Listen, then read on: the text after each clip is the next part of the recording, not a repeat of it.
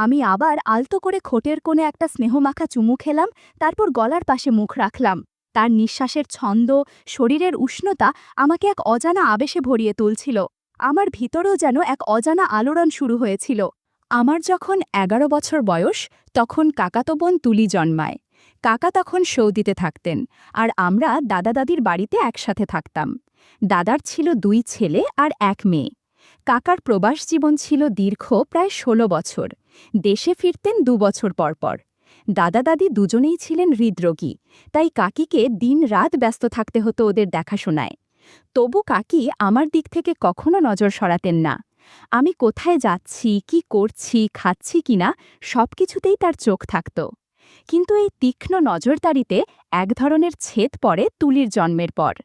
কাকি তখন সময়ের বেশিটাই কাটাতেন তুলির যত্নে, আর সেই ছোট্ট শিশুর দেখভালের অনেকটা দায়িত্ব এসে পড়ে আমার ওপর, বিশেষ করে যখন কাকি দাদা দাদির ঘরে থাকতেন। তুলির কান্না থামানো, তাকে হাতের খেলনা এগিয়ে দেওয়া, চোখে মুখে বাতাস করা, সব করতাম, কিন্তু মাঝে মধ্যে হাঁপিয়ে যেতাম। ইচ্ছে করেই কখনো তাকে একটু কাঁদিয়ে দিতাম, যাতে কাকি এসে আমাকে উদ্ধার করেন। কাকি যখন এসে তুলিকে কোলে নিতেন, তখন তার চেহারায় একরকম মাতৃত্বমাখা প্রশান্তি থাকত। ছোট্ট তুলিকে শান্ত করতে গিয়ে কাকি যেভাবে ওকে বুকের কাছে টেনে নিতেন, সেই দৃশ্য আমার মনে একরকম অদ্ভুত অনুভূতির জন্ম দিত।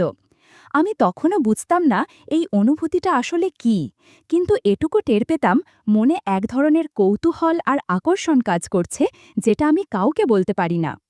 আসলে আমার তখন যৌনতা বিষয়ে কোনো সঠিক ধারণা ছিল না। শুধু এটুকুই বুঝতাম, কাকির মায়াময় উপস্থিতি আর তার কিছু মুহূর্ত আমাকে একরকম চুপিসারে নাড়া দিয়ে যেত। বিশেষ করে যখন কাকি তুলিকে দুধ খাওয়াতেন, বা বিকেলে কলপাড়ে গিয়ে শাড়ি গুটিয়ে একটু জলে ভিজতেন, কিংবা রাতে ঘুমাতে যাওয়ার আগে আঁচলটা একটু আলগা করে দিতেন, তখন আমি চোখ সরাতে পারতাম না। তবে কাকি টের না পান, সেই চেষ্টায় থাকতাম সদা সতর্ক। আশ্চর্য এক অনুভূতির নাম যে কামনা, তখনও বুঝে ওঠা হয়নি আমার। শুধু এটুকু বুঝতাম, ভেতরে ভেতরে যেন একটা অজানা আগুন ধীরে ধীরে ছড়িয়ে পড়ছে, আর তার তাপে আমি অস্থির হয়ে উঠছি। কাকির প্রতি আমার টানটা তখন যেন দিনে দিনে গভীর হচ্ছিল। মাঝে মাঝে মনে হতো, যদি মুখ ফুটে কাকিকে আমার মনের কথাটা বলতে পারতাম, তবে সাহস হতো না কোনোভাবেই। তুলি তো কাকির কাছে সবসময়ই আদরের। ওকে কোলের কাছে টেনে নিয়ে কাকি যত্ন করে ওকে সময় দিতেন, ভালোবাসতেন। আমি ভাবতাম, আমি যদি ওর জায়গায় হতাম। অবশ্য এসবই ছিল আমার নিজের ভেতরের কথা, কাউকে বলিনি কখনো। আমার বন্ধুরা তখন নিজেদের ছোটখাটো অভিজ্ঞতা নিয়ে নানা কথা বলতো। কেউ কেউ নতুন কিছু আবিষ্কার করছে, কেউ মজার গল্প শোনাচ্ছে। আমি সেই সব শুনেও চুপ করে থাকতাম। তাদের কথাগুলো শুনতে শুনতে আমার মনে বারবার ভেসে উঠত কাকির মুখ, আর তার আশপাশে জমে থাকা কত না বলা মুহূর্ত। এভাবেই একদিন হঠাৎ করে বৃষ্টিতে ভিজে জ্বরে পড়লাম। শরীর এতটাই খারাপ হয়ে গিয়েছিল যে ২ দিন বিছানা থেকেই উঠতে পারিনি। আর কাকি তো তখন একেবারে ছায়ার মতো আমার পাশে লেগে থাকলেন। কখন খাইয়ে দিলেন, কখন ঠান্ডা পানি দিয়ে কপালে চাপ দিলেন, সব কিছুই করলেন নিঃশব্দে, ভালোবাসার ছোঁয়ায়। দ্বিতীয় রাতটা ছিল একটু অন্যরকম। জ্বর অনেকটাই কমে গিয়েছিল, আর আমি কিছুটা হালকা অনুভব করছিলাম। ঘুম আসছিল না। পাশ ফিরে শুয়ে যখন আমি কাকির দিকে তাকালাম, তখন এক অদ্ভুত অনুভূতিতে মনটা কেমন যেন হালকা কাঁপছিল। কাকি হয়তো তখনও তুলিকে খাইয়ে ঘুমিয়েছিলেন, তাই ক্লান্ত মুখে একপাশে ঘুমিয়েছিলেন।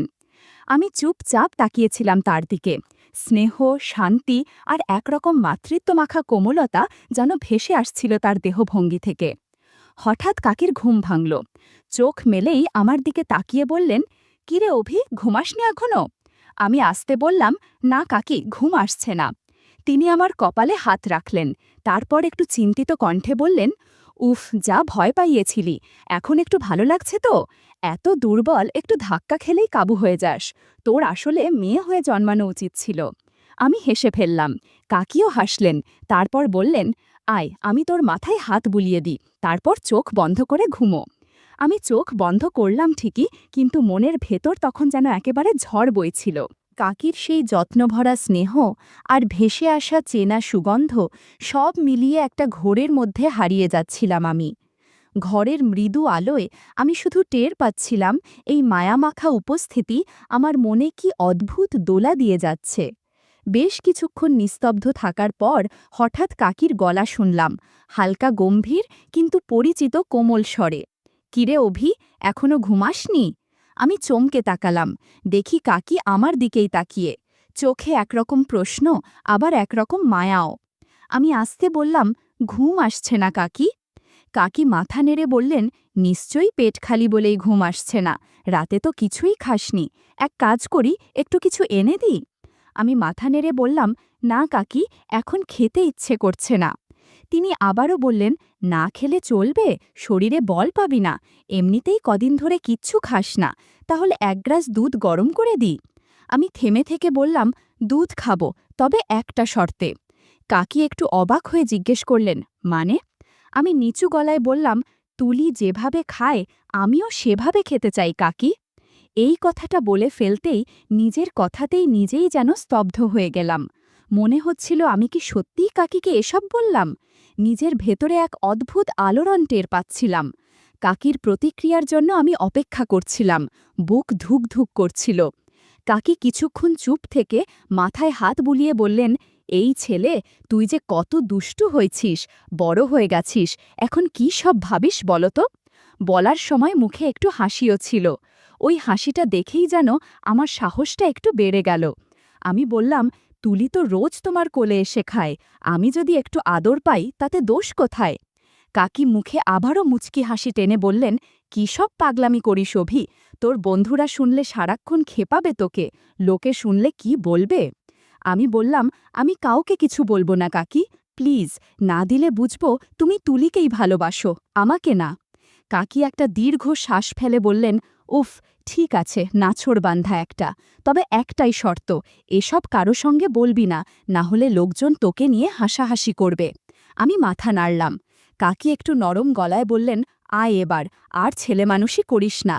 তারপর কাকি আস্তে করে শাড়ি আর ব্লাউজটা গুছিয়ে বসে গেলেন।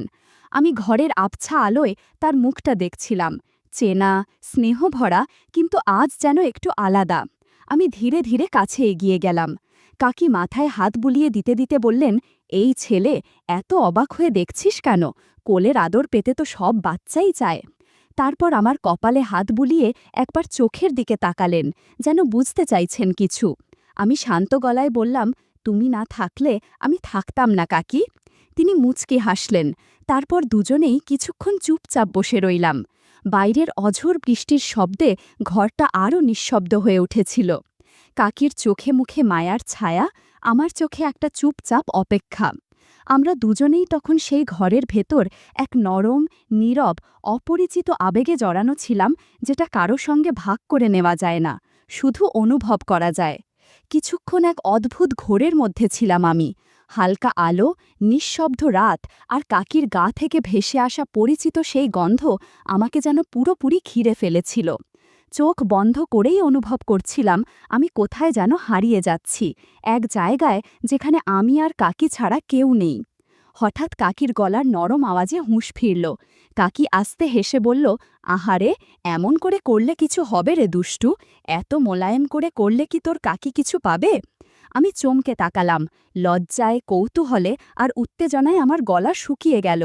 কাকি আবারও বলল, আয়, আমি যেমন বলি তেমন করে চেষ্টা কর, দেখবি কেমন আরাম লাগবে। তারপর কাকি নিজেই সামান্য সামলে নিয়ে বলল, এইভাবে নয় রে পাগল, একটু জোরে কর, তবেই না আদরটা টের পাওয়া যায়। আমি চুপচাপ কাকির কথা মতো করছিলাম। ওর গলার টোনে তখন একরকম প্রশ্রয় আর আশ্চর্য রকমের কোমলতা ছিল। আমার শরীর তখনও কাঁপছিল, কিন্তু মনটা কেমন শান্ত লাগছিল। কিছুক্ষণের মধ্যে আমি পুরোপুরি সেই মুহূর্তে ডুবে গেলাম। আশেপাশে কিছুই টের পাচ্ছিলাম না, শুধু মনে হচ্ছিল কাকির প্রতি এই যে ভালোবাসা, আদর আর একরকম চেপে রাখা অনুভূতি, সেটা যেন এক এক করে খুলে যাচ্ছে আমার ভেতর থেকে। আমি মাথা তুলে কাকির দিকে তাকালাম। দেখলাম কাকি চোখে মায়াভরা একটা দৃষ্টি নিয়ে আমার দিকেই তাকিয়ে আছে। তার এক হাত আমার মাথার ওপর ধীরে ধীরে চুলে বিলি কাটছে। আমাদের চোখাচোখি হতেই কাকি মৃদু হাসল, তারপর নিঃশ্বাস ফেলে বলল, উফ, দুষ্টু ছেলে একটা, সব ভালো জিনিস তোদেরই চাই। আমি লজ্জায় মাথা নিচু করে বললাম, তোমাকে ব্যথা তো লাগেনি কাকি? কাকি একটু চুপ করে থেকে বলল, না রে পাগল, তোকে আদর দিতে আমার কখনো কষ্ট হয় না। বরং তুই যখন আমার এত কাছাকাছি থাকিস তখন মনটা শান্ত লাগে। তারপর কাকি নিজেই আমাকে জড়িয়ে ধরে বলল, আর একটু খাবে? থাকলে দিতাম তো। আমি বললাম, খেতে চাই খুব। কাকি তখন একটু হেসে পাশ ফিরল, বলল, আচ্ছা দেখি শেষটুকুতে কিছু মজুদ আছে কি না। তারপর কাকি নিজেই ধীরে ধীরে আমাকে কাছে টেনে নিল। আমি কোনো কিছু না ভেবেই চুপ করে রইলাম। কাকি চোখ বন্ধ করে নীরবে আমার মাথায় হাত বুলিয়ে যাচ্ছিল, যেন এক আশ্রয়ের মতো করে। কাকি কিছু বলল না, শুধু আমার মাথাটা টেনে নিজের বুকে চেপে ধরল আরও শক্ত করে। আমি ওর গায়ের সঙ্গে মুখ ঠেকিয়েছিলাম, নিঃশ্বাস বন্ধ করে একটা গা ছমছমে উষ্ণতা যেন ছড়িয়ে পড়ছিল আমাদের দুজনের মাঝে। তার গায়ের সেই নরম শান্ত গন্ধ আমাকে অস্থির করে তুলছিল। বুকের কাছটায় মুখ রাখতেই মনে হলো এটাই বুঝি ওর সবথেকে নরম আর সংবেদনশীল জায়গা। পরে একদিন কাকি হেসে বলেছিল, সব মেয়ের একটা জায়গা থাকে যেটায় কেউ আদর দিলে মনের জোর টলে যায়, আমারটা বোধহয় এটাই। তার কণ্ঠে ছিল এক ধরনের লজ্জা, কিন্তু কোথাও যেন আত্মবিশ্বাসের ঝলকও ছিল। আমি ধীরে ধীরে হাত বাড়ালাম। কাকি তখন নিজেই আমার হাত ধরে নিয়ে ওপরে রেখে দিল। চোখ বন্ধ করে শান্ত গলায় বলল, আলতো করে করিস, হালকা ব্যথা হচ্ছে কিন্তু কেমন যেন আরামও লাগছে। আমি শান্তভাবে হাত রাখলাম ওর বুকের ওপর। আমার হাতের স্পর্শে কাকির নিঃশ্বাস ধীর থেকে ভারী হয়ে উঠছিল। ও কখনো চোখ বন্ধ করেছিল, আবার হঠাৎ নিচু গলায় বলছিল, একটু চাপ দিলে ভালো লাগে রে, দাঁড়া একটু বুঝে কর। আমি থেমে না থেকে ওর শরীরের প্রতিক্রিয়া বুঝতে চেষ্টা করছিলাম। তারপর একটু উঠে বসে ওর মুখের দিকে তাকালাম। সে তখন একরাশ হাসি নিয়ে বলল, একটু ওপর আয়, তোকে একটু জোরে জড়িয়ে ধরতে চাই। তার নিঃশ্বাস তখন কাঁপছিল, মুখে কিছু বলার চেষ্টা করেও থেমে যাচ্ছিল বারবার। আমি বুঝতে পারছিলাম এই মুহূর্তে আমাদের মধ্যে কোনো সম্পর্কের লজ্জা নেই, নেই সমাজের বাধাধরা নিয়ম। শুধু ছিল এক অদ্ভুত নরম টান, শরীরের ভাষায় লেখা এক গভীর অনুভব। আমি আমার ভিতরের সব দ্বিধা সরিয়ে কাকিকে খুব যত্ন করে জড়িয়ে ধরেছিলাম। কাকিও নড়ল মা, বরং চোখ বন্ধ করে পড়ে রইল শান্তভাবে। মাঝে মাঝে কেঁপে উঠছিল, ঠোঁট কাঁপছিল, আর নিঃশ্বাসে যেন বলছিল, থামিস না অভি। কাকির ইশারাতেই আমি একটু এগিয়ে গেলাম, আর তার ঠোঁটের পাশে একটুখানি স্নেহভরা স্পর্শ রেখে দিলাম। কাকি আমার মুখের দিকে তাকিয়ে মৃদু স্বরে বলল, আরও কাছে আয়, আর একটু। আমি তাকে আলতো করে জড়িয়ে ধরলাম। তার শাড়ির কোমল গন্ধ আর দেহের তাপ আমাকে এক অদ্ভুত অনুভবে আচ্ছন্ন করে তুলছিল। বুঝতে পারছিলাম নিজের ভেতর একরকম দোলাচল চলছে, যেটা আগে কখনো হয়নি। কাকির শরীর ঘেঁষে দাঁড়িয়ে যেন একটা চুপিসারে ডাকা খুঁজে পাচ্ছিলাম। ওই মুহূর্তে কাকি পুরোপুরি নিস্তব্ধ, চোখ বন্ধ করে দুহাত পাশে ছড়িয়ে দিয়ে যেন নিজেকে এক শান্ত জলে ভাসিয়ে দিয়েছেন। আমি আবার আলতো করে ঠোঁটের কোণে একটা স্নেহমাখা চুমু খেলাম, তারপর গলার পাশে মুখ রাখলাম। তার নিঃশ্বাসের ছন্দ, শরীরের উষ্ণতা আমাকে এক অজানা আবেশে ভরিয়ে তুলছিল। আমার ভিতরেও যেন এক অজানা আলোড়ন শুরু হয়েছিল। শরীরে অনুভব হচ্ছিল সেই পরিবর্তনের ইঙ্গিত, যেটা গোপন রাখা মুশকিল। তবে আমরা সীমা পেরিয়ে যাইনি, শুধু জামাকাপড়ের ছায়ার মাঝেই থেকে গিয়েছিলাম। অনুভব করছিলাম এক অদৃশ্য টান। কাকির শরীর মাঝে মধ্যে হালকা কেঁপে উঠছিল, কিন্তু তবু নীরব। মনে হচ্ছিল আমি যেন এক নতুন আবেগের দরজায় দাঁড়িয়ে। সেই রাতে আমাদের মধ্যে কোনো কিছু ঘটেনি, অন্তত বাইরে থেকে যা বোঝা যায় সেই অর্থে কিছু না। কিন্তু যেটুকু হয়েছিল সেটা অনেক গভীর।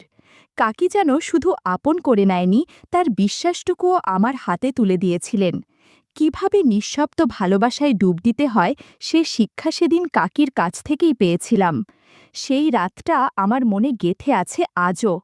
কোনো কথা হয়নি, কোনো চড়া অভিব্যক্তি নয়, কিন্তু শরীরের ভেতর জমে থাকা সমস্ত না বলা কথা যেন অনুভবে ছড়িয়ে গিয়েছিল। সেই রাত থেকেই আমাদের মাঝে গড়ে উঠেছিল এক নতুন সম্পর্ক, নির্বাক, অনুভবময়, অদৃশ্য, অথচ অমোঘ।